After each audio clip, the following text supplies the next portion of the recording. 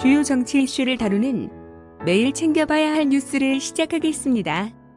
지금 보시는 사진은 민주당을 주축으로 4+1 듣보잡 협의체가 밀어붙이고 있는 패스트트랙 연동형 비례대표 선거제 안건을 날치기 통과시키려는 문희상에게 이현주, 조원진 의원이 강력히 항의하는 모습입니다.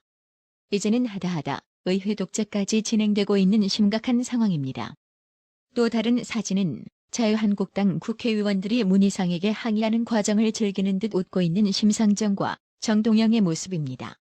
4월 15일 총선 이후에도 이들이 과연 웃고 있을지 궁금해집니다. 이들의 눈에 피눈물 나게 만들기 위해서라도 이번 총선 반드시 이겨야 하는 이유가 또 생겼습니다. 24일 오후 7번째로 공직선거법 개정안에 대한 필리버스터 토론자로 나선 전희경 의원은 정의당을 향해 정의당은 뭐하는 정당이냐. 부를 때마다 너무 인지부조화가 일어나니 제발 간판 좀 바꾸라며 조국 사태에서 조국을 옹호한 정당이 언제까지 정의당이라는 이름을 쓸 수가 있느냐면서 정의당의 직격탄을 날렸습니다.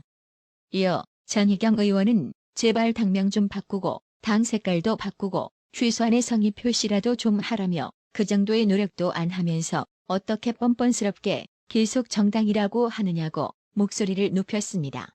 전희경 의원의 필리버스터 무제한 토론을 지켜본 사람들은 일제히 속시원하다는 반응을 보이며 환호했습니다. 자유한국당은 24일 연동형 비례대표제 도입에 맞서 비례대표 의석 확보를 위한 위성정당 창당을 공식화했습니다. 한국당 김재원 정책위 의장은 이날 국회에서 기자회견을 열어 반헌법적 비례대표제가 통과되면 곧바로 저희는 비례대표 정당을 결성할 것임을 알려드린다고 밝혔습니다. 또 비례한국당을 포함해 비례대표 정당 명칭을 결정하겠다고 했습니다. 김재원 정책위 의장은 비례한국당은 다른 분이 선거관리위원회에 등록해 사용하고 계시다며 그분과 정식으로 접촉해보겠다고 했습니다.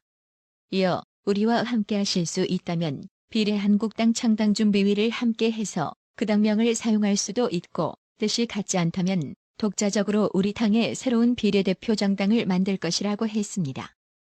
채널A는 자유한국당 구상대로 비례한국당을 만들어 정당 득표율을 몰아줄 경우 한국당 의석수는 현재보다 14석 늘고 민주당은 4석이 줄어든다고 보도했습니다. 또한 정의당은 의석수가 고작 2석 늘고 바른미래당은 12석이나 줄어든다고 예측했습니다. 이와 관련 24일 오전 국회 본회의장에서는 이원욱 민주당 원내수석부대표가 비례민주당 당위성을 역설하는 문자메시지를 확인하는 장면이 한 언론사 카메라에 포착됐습니다. 이원욱 부대표의 휴대전화에는 외부 전문가가 보낸 것으로 보이는 석패율 제도의 개념, 실적 장단점이라는 한글 파일명으로 작성된 문서가 전송돼 있었습니다. 이 전문가는 민주당이 비례당을 안 만들면 자유한국당이 비례 의석의 거의 반을 쓸어갑니다며 캡을 15석으로 씌우면 현행 제도보다 민주당 -5, 한국당 +3, 정의당은 변함이 없고 다른 소수 정당들은 모두 +1이라는 문자를 보냈습니다. 비례한국당 창당이 현실화되자 민주당 내에서도 비례대표 후보를 낼 위성정당을 만들어야 하는 게 아니냐는 목소리가 나옵니다. 하지만 자신들이 만든 선거법을 무력화한다는 비판과 함께 범여권의 분열을 가져올 수 있어 민주당은 조심스러운 입장입니다. 민주당은 4+1 협의체를 통해 비례한국당의 출연을 막을 수 있는 법적, 제도적 방안을 검토할 예정입니다. 검찰이 24일 울산시장 선거 개입 의혹과 관련해 울산경찰과 임동호 전 민주당 최고위원에 대해 압수수색을 실시했습니다. 그런데 검찰이 압수수색영장에 청와대 환병도 전 정무수석을 공직선거법 위반 피의자로 적시한 사실이 KBS 취재 결과 확인됐습니다. 송철호 울산시장의 당내 경쟁자였던 임동호 전 최고위원에게 경선 불참을 대가로 공직을 제한한 혐의입니다. 검찰은 임동호 전 민주당 최고위원의 자택과 사무실 등에 대해 압수수색을 실시해 임동호 전 최고위원이 예전에 쓰던 휴대전화와 민주당 최고위원 시절 회의자료 등의 자료를 확보했습니다. 특히 압수수색영장에 한병도 전 정무수석이 공직선거법 위반 혐의를 받는 피의자로 적시돼 있었다고 임 전 최고위원 측은 밝혔습니다. 울산시장 선거 개입 사건과 관련해 전 청와대 고위 관계자가 피의자로 지목된 건 이번이 처음입니다. 송철로 현 울산시장의 당내 경선 경쟁 후보였던 임동호 전 최고위원을 배제하고 단수 공천에 이르게 된 과정에서 경선 포기 등을 전제로 한병도 전 수석이 공직을 제안했는지 오늘 압수수색을 통해 검찰이 물증 확보에 나선 것으로 분석됩니다. 송병기 울산부시장 수첩에는 2017년 10월 송철로 시장 청와대 방문과 임동호 자료 요구라는 문구가 담겨있는 상황. 임동호 전 최고위원은 경선 포기 요청은 없었다면서도 한병도 당시 청와대 정무수석과 공사사장직과 오사카 종영사 등 자리 논의를 한 바 있다고 밝힌 바 있습니다. 검찰은 또 울산지방경찰청 등 김기현 전 울산시장에 대한 수사를 담당한 경찰들이 근무한 부서들을 상대로도 압수수색을 벌였습니다. 검찰은 특히 울산지방경찰청 정보 4개를 압수수색 대상에 포함시켰는데 지방경찰청장의 일정을 조율하고 관리하는 곳인 만큼 해당 수사를 총지휘한 황운하 당시 청장을 직접 겨냥한 것으로 보입니다. 황운하 전 청장은 지방선거가 있기 전해인 2017년 가을 송철로 현 시장을 2차례 만났다고 인정했지만 지역 유력 인사를 만났을 뿐 선거 관련성은 부인했었습니다. 검찰은 압수 자료에 대한 분석이 끝나는 대로 황운하 전 청장을 소환할 것으로 보입니다. 24일 울산경찰청과 임동호 전 최고위 자택과 사무실을 압수수색한 검찰은 언론 보도를 통해 알려진 곳 외에도 중요한 곳을 하나 더 압수수색했습니다. 경찰 메신저 서버를 관리하는 정부통합전산센터를 압수수색한 건데요. 검찰은 김기현 전 울산시장 측근 비리 수사 상황을 9차례 보고받았다는 청와대 해명과 달리 청와대 파견 경찰의 메신저를 통해 수사 상황이 청와대로 수시 보고됐을 가능성을 따져보고 있습니다. 지난달 29일 노영민 비서실장은 대부분 지방선거 이후에 보고받았다고 했고 압수수색 전에 보고받았다면서요라는 질문에 한 번 받았다며 김기현 전 울산시장 관련 경찰의 수사 상황 보고 대부분이 지난해 6.13 지방선거 이후 이루어졌다고 주장했습니다. 하지만 검찰은 청와대 해명과 달리 대다수 보고가 선거 이전 이루어진 것으로 보고 있습니다. 청와대 하명 수사와 관련 주광덕 의원은 메신저를 통해서 울산청에 수사하는 수사경찰관이 청와대에 파견 근무 중인 경찰관에게 수사 상황을 수시로 보고한 정황이 있다고 주장했습니다. 특히 자유한국당이 제기한 의혹처럼 청와대 파견 근무 중인 경찰관 메신저를 통해 수시로 전달된 이른바 메신저 보고는 서면 보고 횟수를 크게 웃돌 가능성에 주목하고 있습니다. 이와 관련 서울중앙지검 공공수사 2부는 24일 광주에 있는 정부통합전산센터에 대해 압수수색을 벌였습니다. 경찰 업무용 통합 포털 시스템인 폴렛 서버에서 김 전 시장 관련 수사 개시 시점부터 종료 시점까지 경찰이 주고받은 메신저 내용 확보에 나선 겁니다. 검찰은 당시 수사 관련 메신저 보고 횟수와 내용을 분석하는 대로 소환조사 대상도 확대할 방침입니다. 청와대의 울산시장 선거 개입 의혹의 중심에 선 송병기 부시장은 23일 기자회견을 열고 검찰이 자신과 송철로 시장의 전화통화를 도감청했다고 주장했습니다. 검찰은 송철로 송병기 녹음 파일과 관련해 송철로 울산시장 측근의 휴대전화에서 해당 파일을 확보한 것으로 알려졌습니다. 24일 법조계에 따르면 서울중앙지검 공공수사 2부는 최근 송철로 시장의 측근 A씨의 휴대전화를 임의로 제출받았다고 합니다.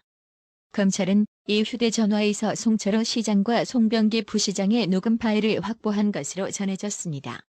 두 사람이 통화를 할 때 송철로 시장은 A씨 휴대전화를, 송병기 부시장은 집 전화를 사용했다고 합니다. 송철로 시장이 사용한 A씨 휴대전화에 자동으로 녹음된 파일이 남아있었다는 것입니다. 황운하 대전지방경찰청장이 울산지방경찰청장으로 근무할 당시 울산경찰청 지능범죄수사대에 근무한 경찰 중 일부가 최근 검찰 조사에서 김기현 전 울산시장 비위 의혹이 청와대에서 생산된 첩보인 것을 알고 수사했다고 검찰에 진술한 것으로 알려졌습니다. 이는 경찰청에서 하달받아 수사했다는 황운하 청장의 발언과 정면으로 배치됩니다. 검찰은 이르면 이번 주 황 청장을 소환 조사할 것으로 보입니다. 23일 문화일보 취재를 종합하면 서울중앙지검 공공수사 2부는 최근 울산경찰청 관계자들이 청와대 하명을 인지하고 수사했다는 진술을 수사 과정에서 확보한 것으로 알려졌습니다. 검찰은 2017년 당시 울산경찰청 수사과장이었던 현직 총경 A씨를 지난 12일 피고발인 자격으로 조사한 데 이어 16, 17일 지능범죄수사대장, 20일 지능범죄수사대 팀장, 실무자 2명 등 총 4명에 대해서도 소환 조사했습니다. 6명 중 일부가 김기현 전 시장의 비위 내용이 청와대에서 생산된 첩보인 것을 알고 수사했다는 내용을 진술한 것입니다. 하지만 황운하 청장은 김기현 전 시장에 대한 비위 내용이 청와대 첩보인 것을 몰랐다는 입장을 시종일관 견제해오고 있습니다. 김기현 전 시장의 비위 의혹을 수사한 황운하 청장 등 당시 울산경찰청 수사라인은 줄곧 김기현 전 시장 비위 의혹 중 박기성 전 비서실장 관련 첩보만 경찰청에서 하달받았으며 해당 첩보가 청와대 민정수석실에서 작성됐다는 사실도 전혀 몰랐다고 주장했습니다.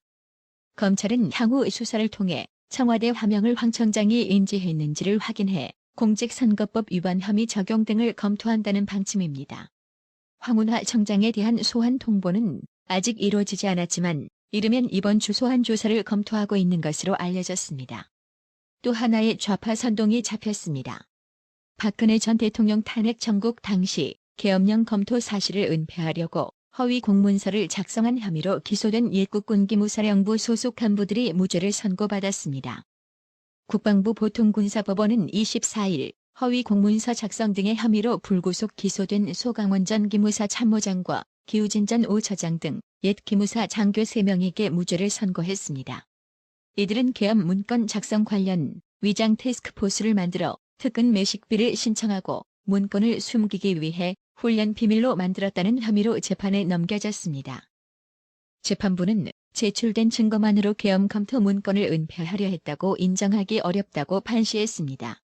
이어 피고인들이 위장 TF 명칭을 사용해 특근 매식비를 신청한 것은 옛 군사보안 업무 훈련과 업무상 관행에 비춰 가명칭을 사용할 수 있다고 착오를 일으킨 것이고 이에 정당한 이유가 있다고 보여 처벌할 수 없다고 밝혔습니다.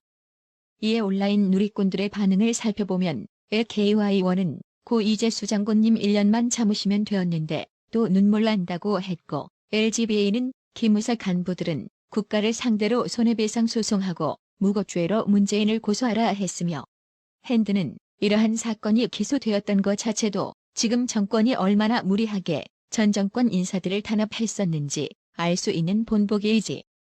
그나마 군사법부에서 바른 판단해서 다행이다라는 반응이었습니다.